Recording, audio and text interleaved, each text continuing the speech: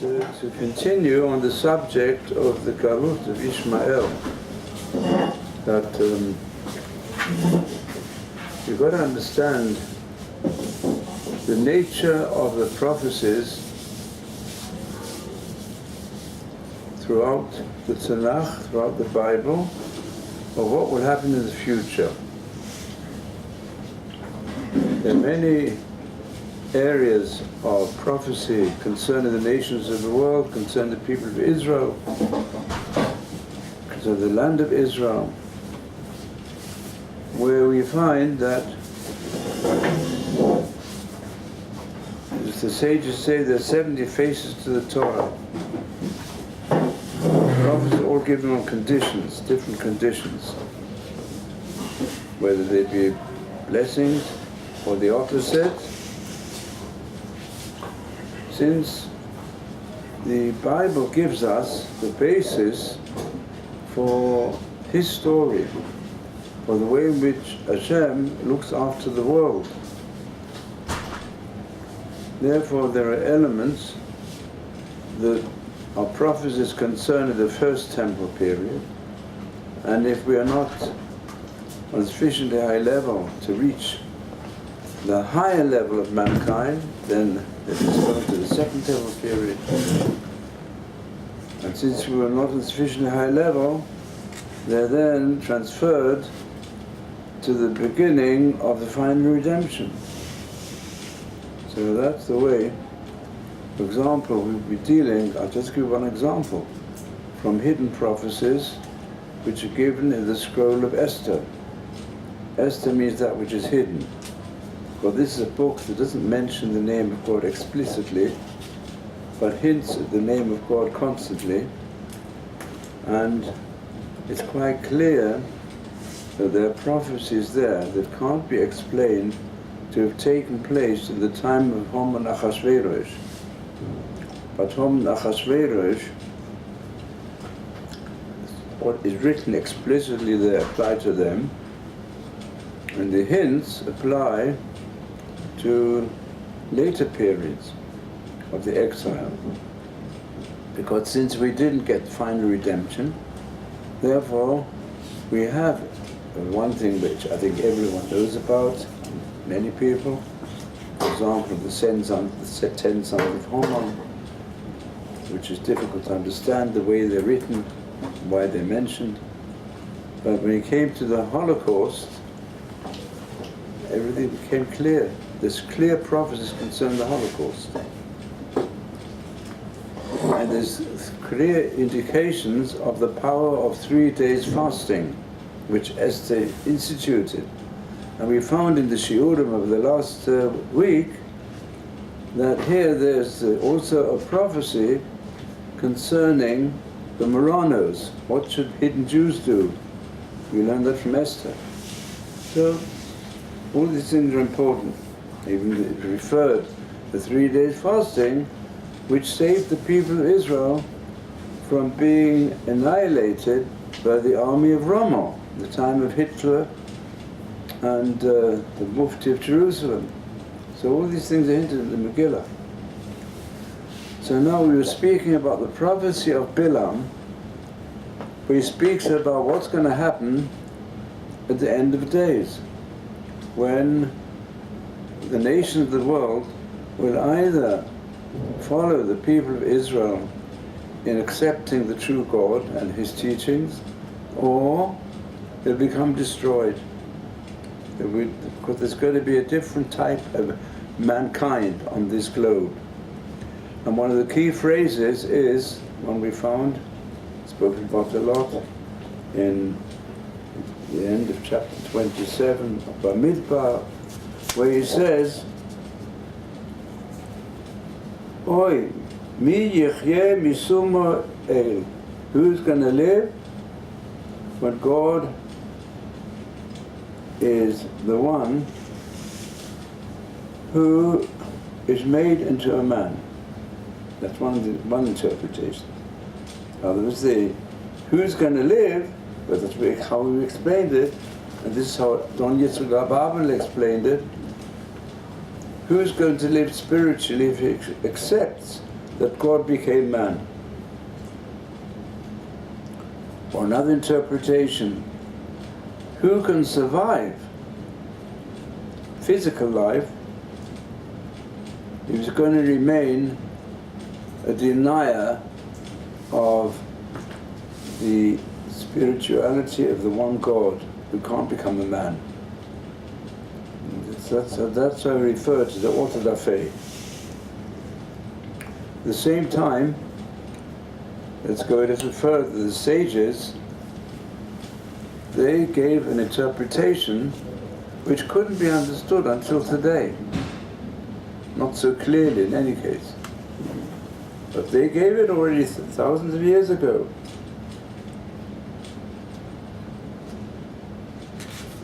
And they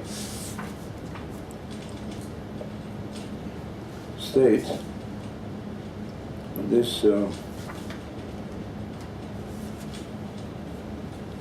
on this verse that sum or ale means summer ale, small. What is the left side? Literally means the poison of God.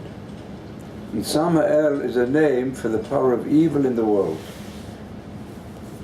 That Hashem permits the power of evil to exist in order to give us free choice. And the power of evil, it clothed itself in the name Yishmael.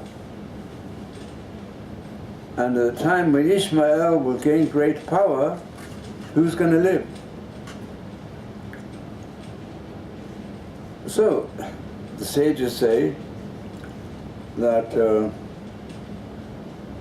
when Yishmael is given universal power, as it says in the Chumash in Bereshit, Yado Bakol, Biyad Kol Bo, Yishmael is going to be so wild that he wants to conquer the whole world, and then the world will also be against him, and there'll be battles against him. On the other hand, he has the desire to rule the world. Who's going to live? There's never been a time when the threat to human life has been as great as it is today, because we have non-conventional weapons. And we're seeing that the successor to Haman in Persia, we see today in the fanatical leaders of Iran, of Persia, who also want to destroy every single Jew, at least every single Jew in Israel, in the state of Israel. And the truth is they're also behind, or perhaps they're competing with Daesh, to try and destroy Jews and the friends of the Jews wherever they are. And since they feel also the Western world have a different concept, they're against the Western world also because their basis is Christianity. At the same time, there's the movement in the Western world to create friendship between the Christians and the Jews. Because basically, the characteristics of Western civilization, even those who are agnostics and even those who are Christians, is to accept the basic moral pattern of the Noahide Code. But the fanatical, anti-Semitical wildness of Islam sees in them their greatest enemy. And that's going to be, he said, the worst time of all. In fact, if you take this verse, which comes straight after this one, but Simiyat Kitim speaks about the navies, maybe also the aeroplanes and the missiles of Asaph. So it's quite possible that there's reference here to the threats from Iran and from Daesh, and the more moral Western world, they try to oppose them. And it's very interesting that Abarbanel, who was a great master of all the words of the prophets, he sees not just in the passages in Bereshit, the passages in the Parsha of Bilam, but also in the later prophets who speak about the end of days, that there's going to be, from the four kingdoms, the fourth kingdom will, in any case, even if one describes it as being the kingdom of Edom, of Rome and the West, end of days, they will have wars together against the people of Israel, at the same time also against one another. The war between Yishmael and Esau, which is already hinted at in Parshat Bereshit. We all know that the blessing that was given to Esau was, you're going to live by the sword.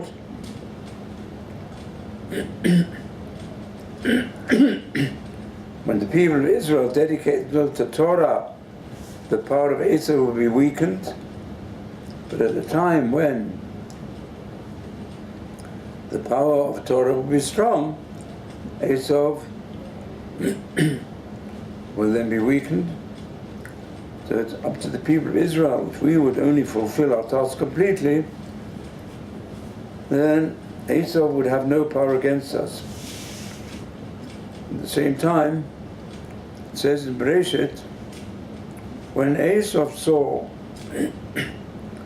that his parents were so concerned that his wives were Canaanites, so he went and married the daughter of Yishmael. And there it says Esau hated Yaakov, and his desire was to murder him, and he wanted to have more power to murder.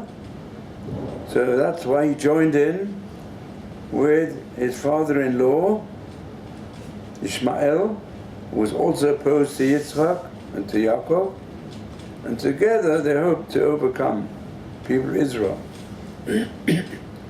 You know, on Sunday we're going to have Shivos of Tammuz, 17th of Tammuz, and one of the prayers we say there, please Hashem, remove from us the power of Seir and his father-in-law. His father-in-law was Yishmael, Seir, who Edom, is Edom. Now Seir also means the hairy goat, the hairiness of the goat.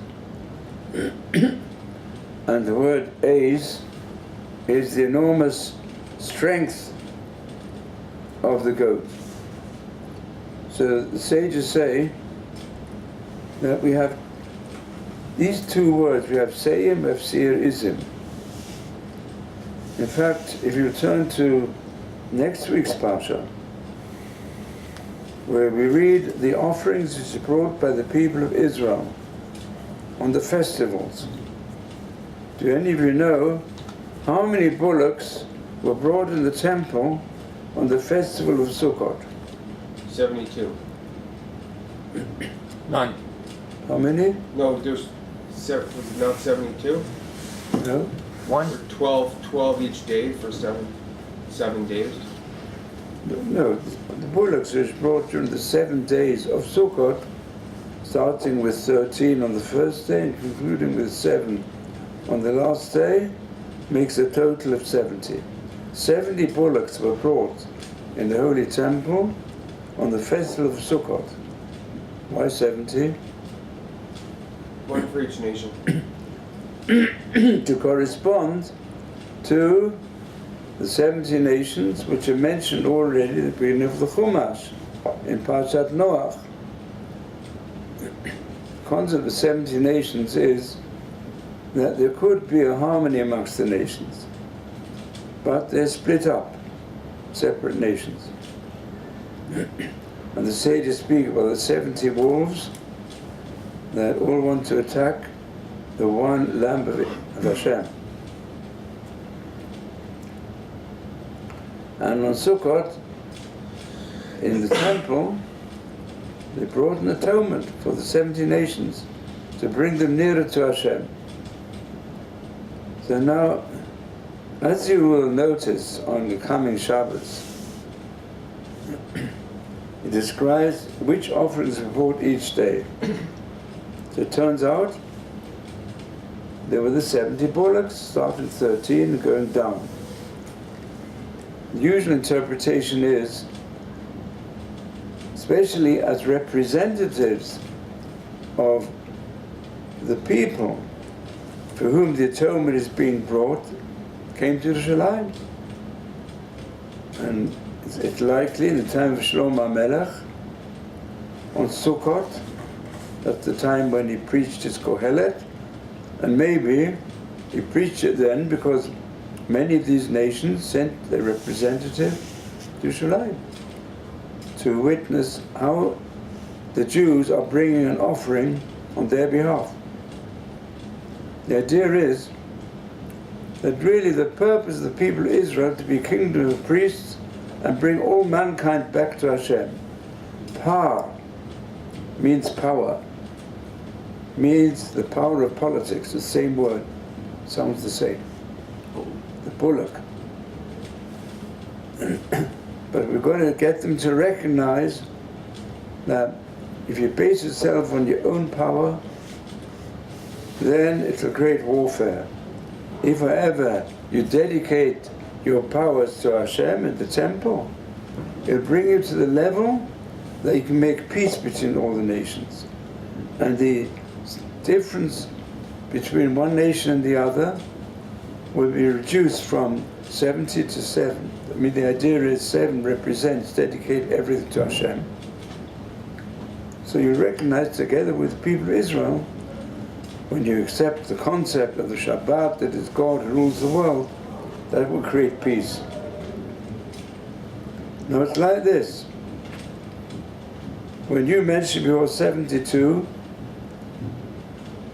there were only 70 bullocks, but there were 2 other nations involved. When it describes the sin, there was a sin offering accompanying the 70 bullocks brought every day of Sukkot. Together with the bullocks, there is brought also a goat as an offering. And if you look carefully in the text, you'll find that to correspond to each day, you add up, sometimes the chatat, the sin offering, is referred to as seir, and sometimes referred to as seir ism. And here I'm following primarily the insights of the Zohar as the Rizal as explained by the Gaon of Vilna. He says like this: there were 2 nations which were very important, not from the 70. They're all descendants of Shem and Ava. But they weren't a separate nation. They were part of the Ava. This is one of the 70 nations. This means from the time of Noah, when there was the division, one of them was the son of Shem called Ava, and then Avraham HaIvri. Avraham HaIvri founded a new nation, a new group of nations, which included 3 major nations, which are part and parcel of the Hebrew, of the Ivri. Who were they? They were Yishmael, who was the first, and then came Yitzchak, the second, and then came Yaakov and Esau. So these 3 divided up. On the one hand, Israel were the ones who had the balanced life between right and left, and they are the real people of Hashem. Yishmael, he followed and received the quality of chesed of his father. Abraham, chesed li Abraham. But he was the chesed shel Tumah.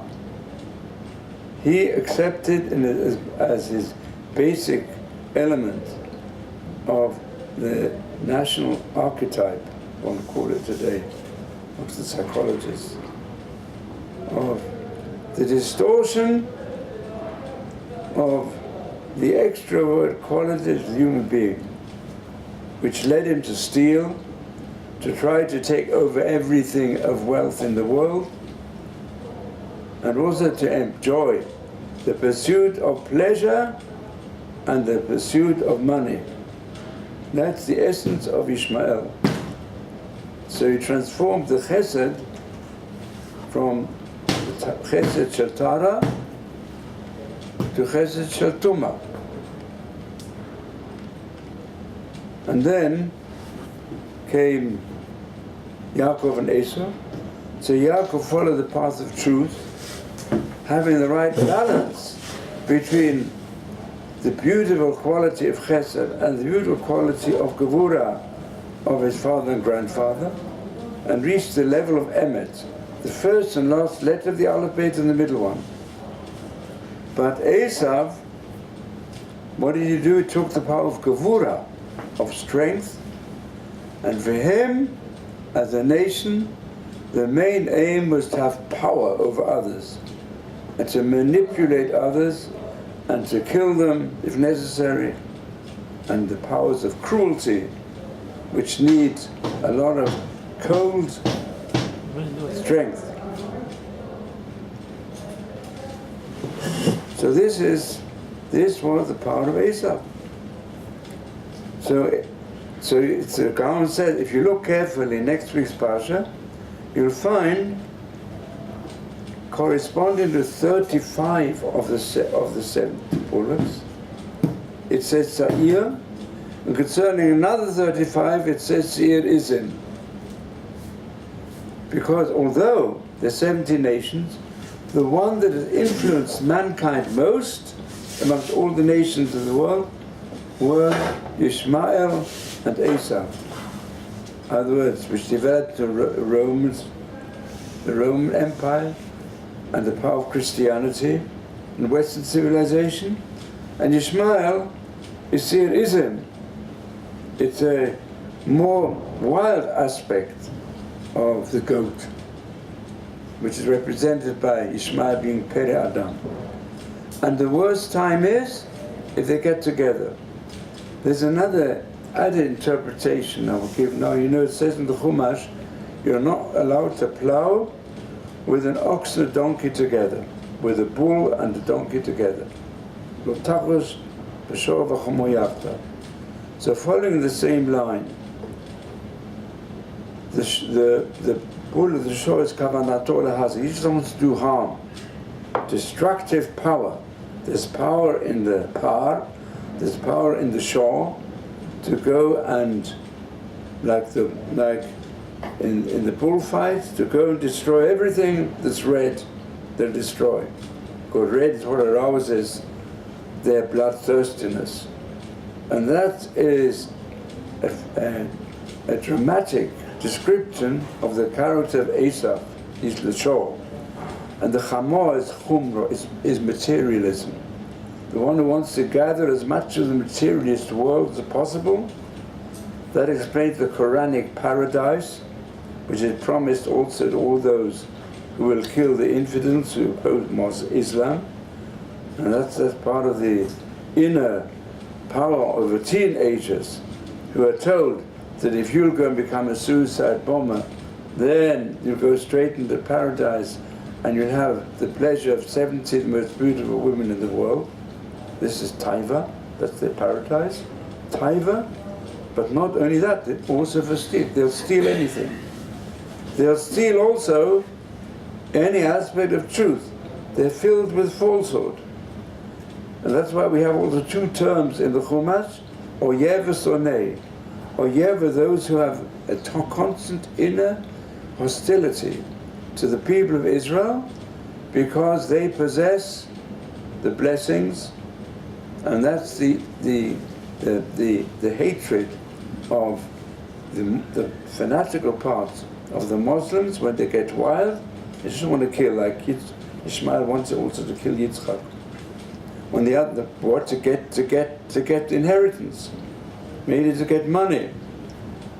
On the other hand, Esav is the other one. He's like the Shah, Kamna Torah Hazik, wants just to do harm.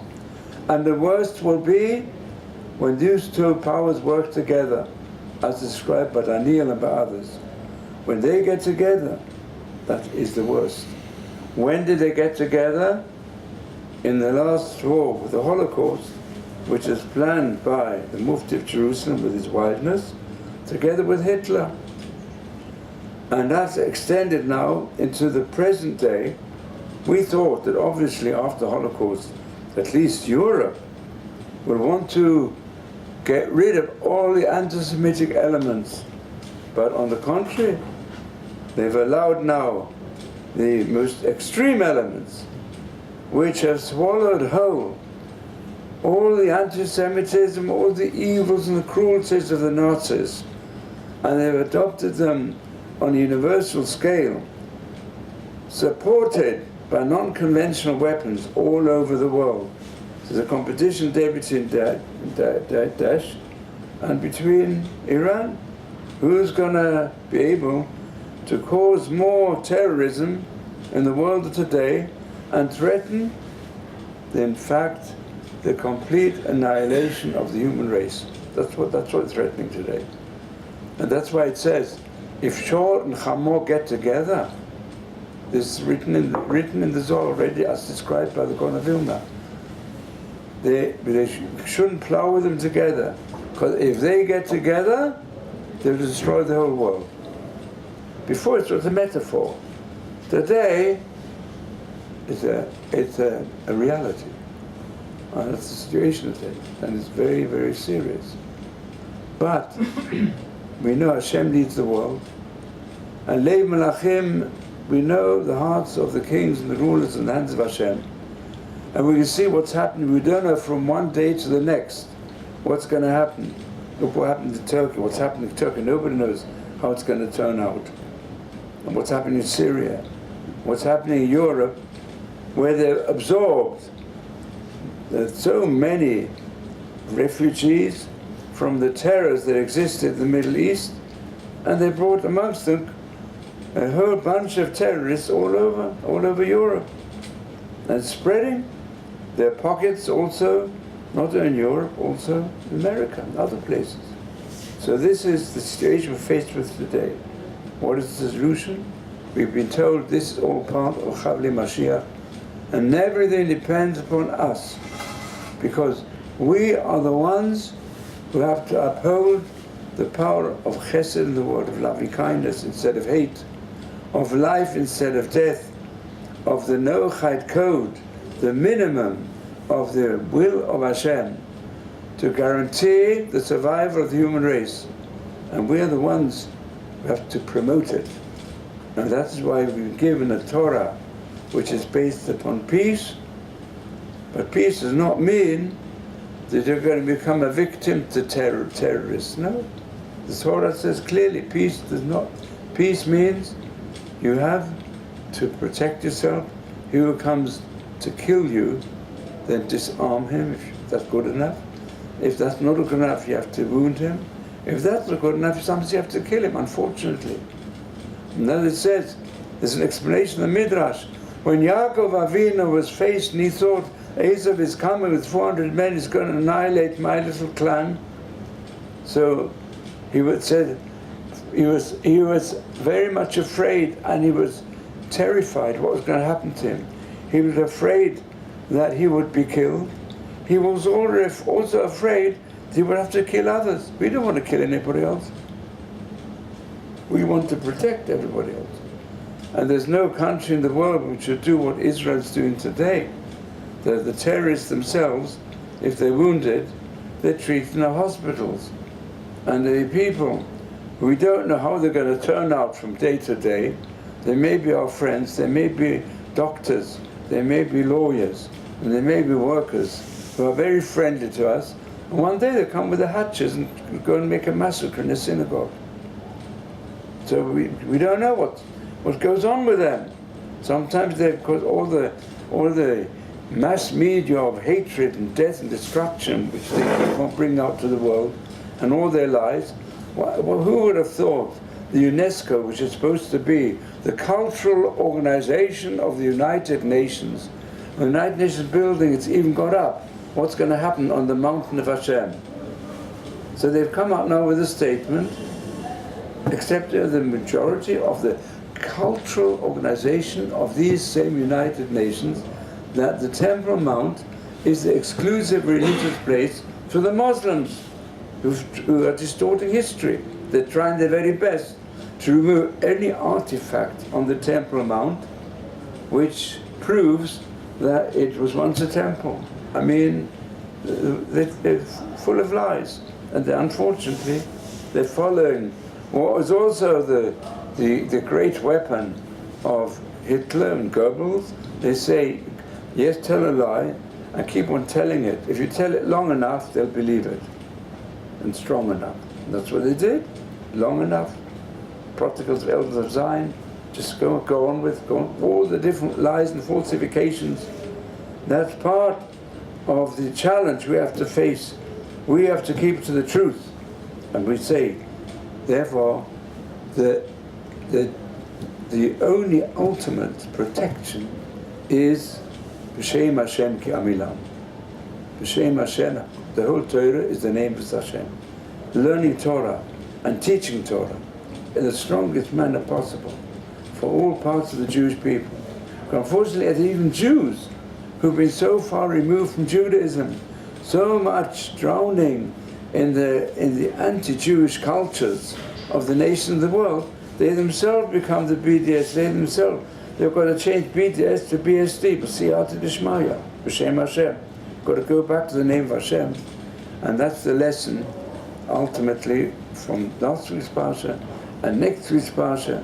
Ultimately, we hope all the nations of the world will indeed, as it says on the building of the United Nations, they'll all recognize the truth of the path of the true God, not the enormous blasphemy of those Muslims absorbing the Nazi culture and bringing everything to destruction.